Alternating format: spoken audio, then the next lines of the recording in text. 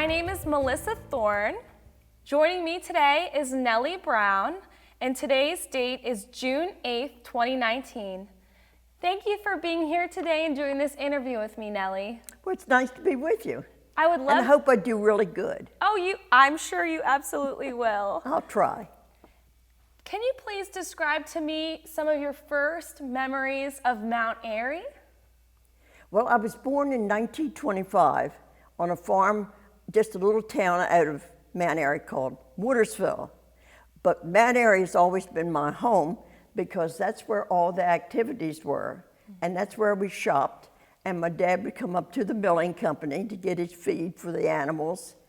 Sometime my mom would come along. She would select the bags, because he did have some pretty bags. And she would use the bags to make clothes or dresses for us girls. And they were very pretty. And that's where we shopped. And can you name a few of the stores that would have been in the downtown at that time? Oh, well, there was People's Lumber and Supply, and also a lot of the brick that's in the University of Maryland College was brought from Mount Airy, from People's Lumber, down to, for the building of the University of Maryland. No kidding. Oh, yes. And then, of course, there was Vic Barnes that had the stationery and music store. And also Vic Barnes was our organist at Calvary Methodist Church, which I attended and still do. And then there was Gendel, the jewelry store, and Mars Hardware. And then there was the community reporter. Well, first there was a barber shop. Howard Etchison had the barber shop. And then the community reporter later moved in there. And behind that was, in the same building, was a little beauty shop. And that was on one side of the street, and then the Lindsay Browning store. And then Henley tea store, or tea shop. And then there was the Flatiron building, which had Jasper Pryor was the barber. And then Howard Hood had the shoe repair. And he was a smart guy.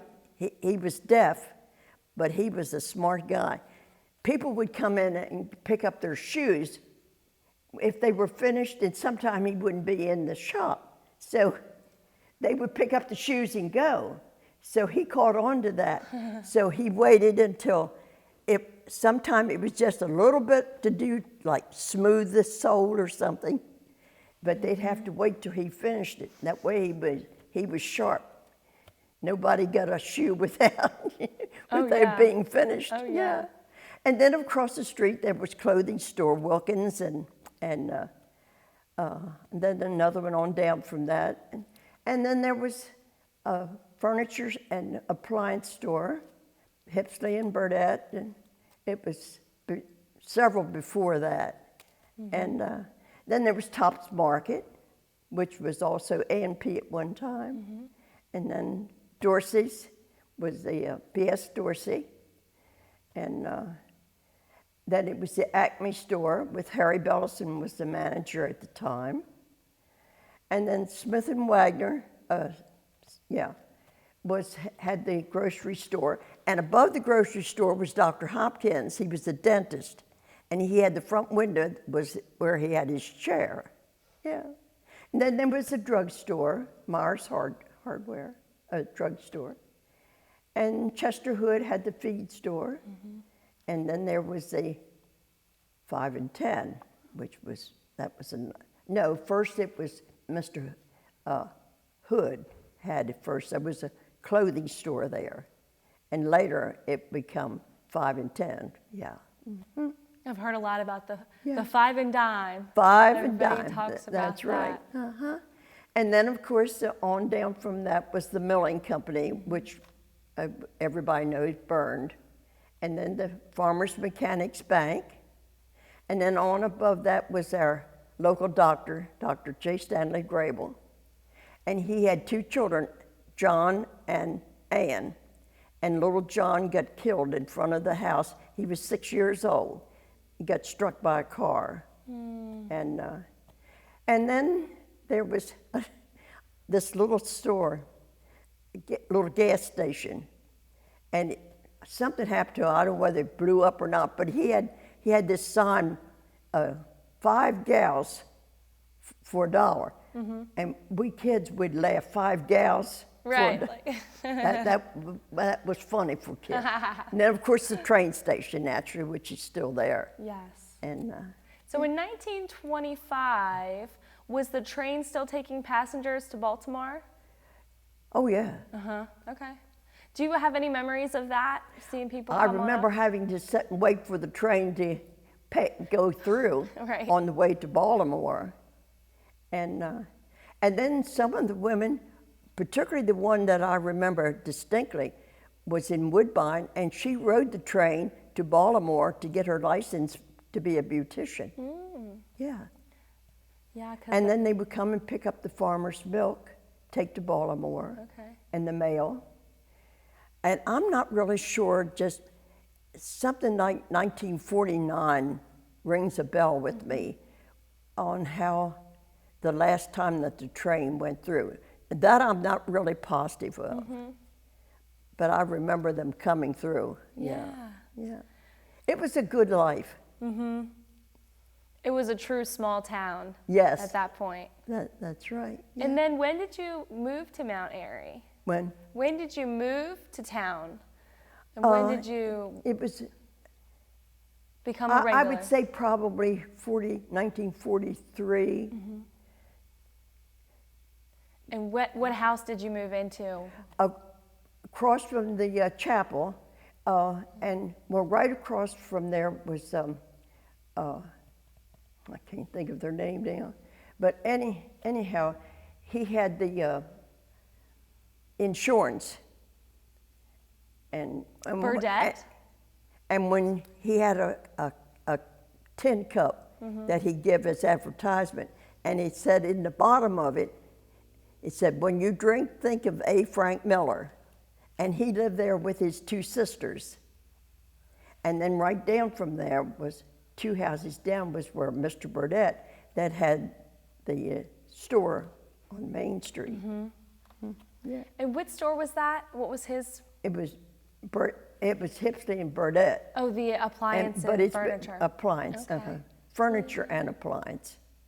And so you were across the street from Calvary, close to the church? Well, I was down more, down just a little bit from there. Okay. Did that church change at all over the Oh, years? it's been added on. Okay. Oh, yes. It started with the stone facade section and then kind of grew from there? I don't remember exactly how everything went, but they tore part of it, they tore the parsonage down and put an addition onto the church, and that hasn't been too many years ago. Oh, okay. Yeah. But then this was during the war, too. Oh. And my 2 brothers were drafted, and my older brother, Walter, went to Germany. He spent his time there. And Leon, he was discharged with a medical problem. So he never saw service. He never left the state. And but then then in 1944, I met my husband when I was a senior in high school, and he worked at Spalding's Garage in Poplar Springs. He was the office manager there. So in 1944, we had already moved to Mount Airy, and Did your husband go to the same school as you? no, he went to Montgomery County. Okay. Yes. So we were married then, and we moved out on Penn Shop Road. We rented a house, and we lived there for 1 year. And across from the house was a peach orchard, Walker's Peach Orchard. And they would bring the German POWs out to pick peaches. Oh, wow. And they would wave at me, scared to death. Oh, I'm sure. Yes, but of course they were well supervised. Yeah. And then I was in a carpool, and we went to Rockville. This was during the war, and I worked in an assembly line. We didn't know what we were making because it was the war. And but at the end, we were told that we were making, now I think I remember this correctly, and I may be wrong, but we were told we were making gyros for bomb sites. Wow. Which we did not know, of course, what we were making. What kind of materials were you working with? It was just an assembly line, and we soldered whatever. Okay. It's been so long, I don't remember exactly. But it was very interesting, at the time. Yeah. And they had to train you, I'm guessing, on how to solder. Oh, yeah. You didn't know how to solder before? And we were given our solder irons when we left. I still have it somewhere, I'm sure. Wow. Yeah. Did you ever use it for anything? My husband used it a couple times. Okay. So I don't know where it is, but Right. anyhow, when we left, Yeah. when the year was up, her husband came home from the service, so she wanted her house back. So we moved into an apartment on the 3rd floor down on Woodersville Road, and that's where the daughter was born there. Oh, okay. And then we left there and we bought a house on Carroll Avenue. And we had that for quite a few years until we built a house in 1961 up on Plainview Avenue. But there were so many things that, one thing in particular that I remember was we had this ice cream place. It was Twin Kiss, and on 27 going toward Damascus.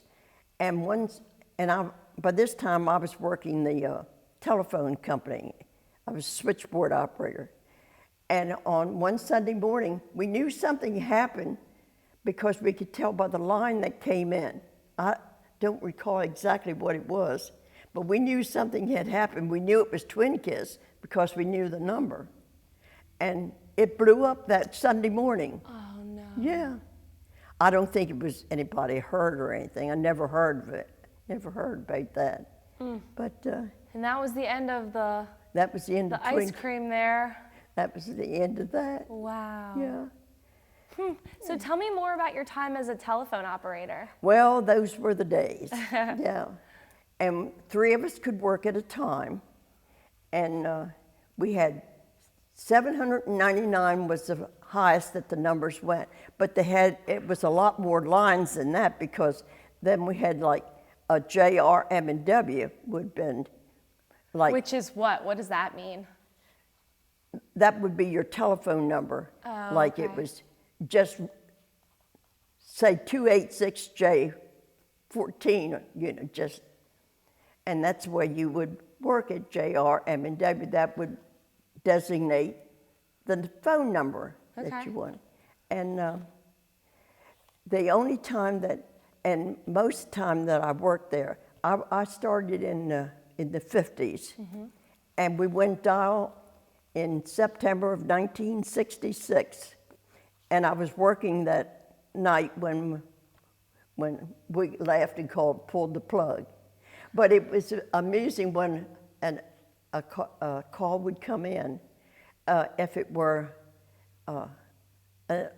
somebody that needed help or something, or a fire. If a fire call came in, we would take the information, where and when and what, and then we would get down from the board, go around back and pull the alarm to sound the alarm, and then we'd go back and put our headset on and go to work, and then by this time the fireman would come and answer the call, and we'd tell them where it was and what it was, and it was amusing because we could tell whether they were going the right direction to the fire by the lights that come on the switchboard, because people would call, want to know where the problem was. Okay. Yeah. That still happens today. People are always calling in and Yeah, seeing probably. what's happening, where's a helicopter flying over town, different things. That's interesting. So you could see in different, or you knew, I guess, what was lighting up the zones Oh, where sure. that was coming from. Wow. Uh-huh. Do you have any other stories about maybe an emergency during a parade that might have happened? Yes, this one night, it was during the Mount Airy Firemen's Parade on a Thursday.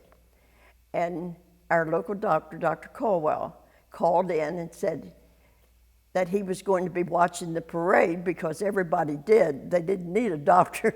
They were watching the parade. So we took the call, and he said he would be out front watching the parade. So I took the call, and this lady said that her child had consumed kerosene and needed a doctor right away, which I could understand. So I got down from the switchboard, and of course there were others working, and I went up the street between the parade, in and out, to find Dr. Colwell, and told him that he had an emergency call. So of course he took the call. Never heard how the child made out or whatever. Where was the telephone company located? On what street? Right there on Main Street. On Main Street, okay. It was 2 houses from the old firehouse. Okay. And talking about the firehouse, where the parking lot is now between the old firehouse and the apartment house, there was a little store there, Mr. Clay. And when my dad, we'd always go to Mount Airy on Friday or Saturday night. This was to see people, find out news or shop or whatever. But my dad would give a nickel, sounded like much today, but it was a lot then. But he'd give each one of us kids a nickel. And I would go to Mr. Clay because he had the biggest ice cream cones in town. And it was a big one for a nickel. Yeah. And with us kids, you know, that was a big deal. That sounds like a We great... looked forward to Friday or Saturday night. And then when you shopped in town, you were given, I don't know just how it worked, but on Friday night then they would have a drawing. Your name was put into a barrel or whatever. And they would have a drawing.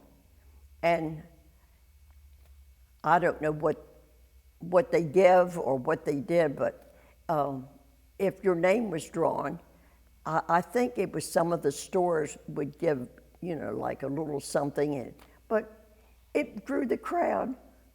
And, you know, you got to see all your neighbors, and it was really neat. Yeah, that sounds like neat. What a special time to be in Mount Airy when everybody was really local and they worked locally. What did your parents do during that time? Or were your parents still on the farm, I guess? My dad always farmed. Okay. Yes. Yeah. Yeah. So. What did you say what your husband did for a living?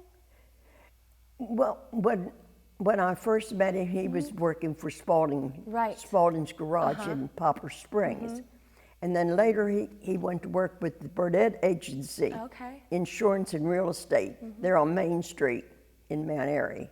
So you both were local. Did you ever see each other for lunch or anything? No, Okay. but when he worked downtown on Main Street, but this time we were living on Plainview Avenue, so he could come home for lunch or. Right. Yeah. Can you speak to any of the other events? You mentioned the parade. Oh, we always downtown, had parades. and the Look forward to drawing. that.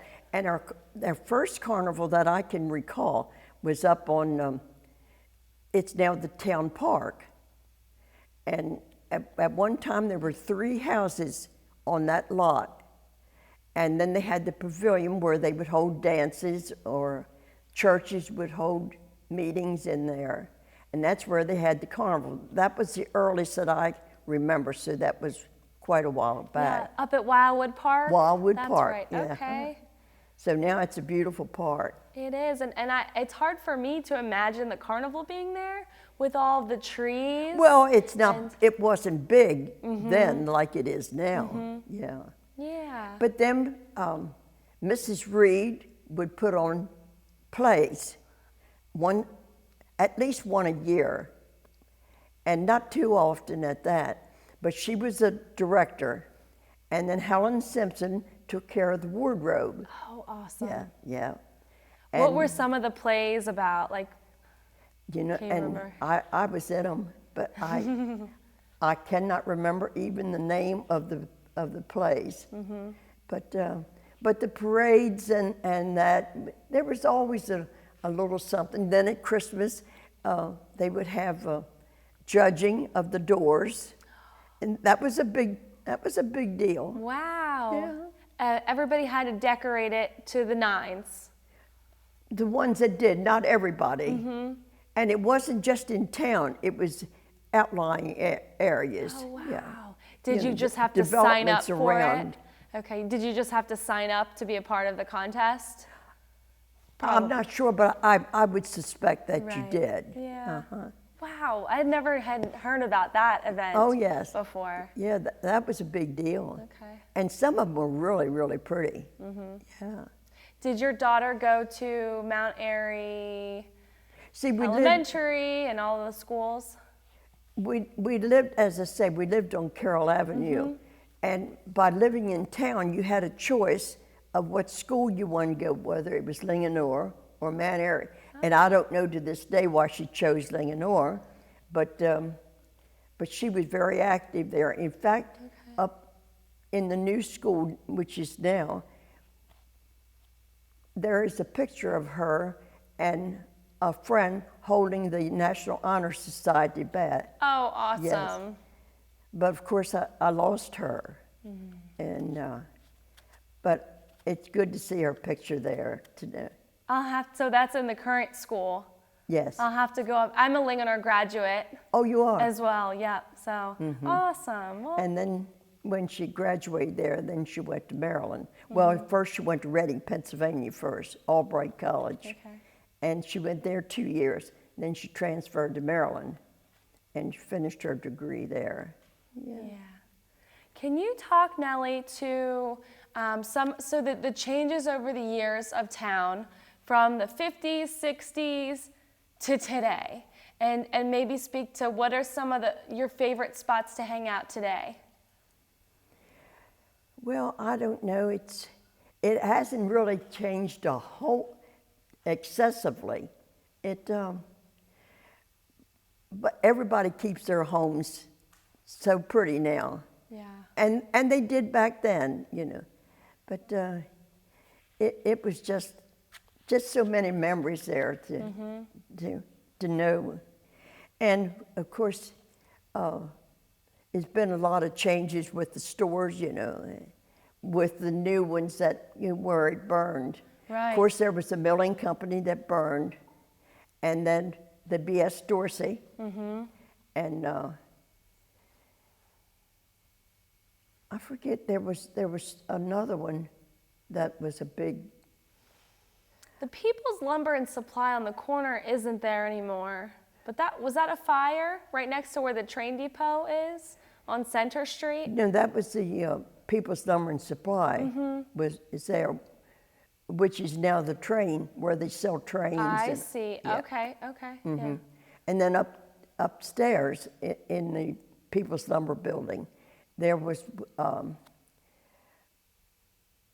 Mr. Ballas, the The town reporter. attorney. And the town attorney. Pete's, Right. Pete's dad. Right. And then Hobbs Barbershop was in there. Yeah, because we had 3 barbershops.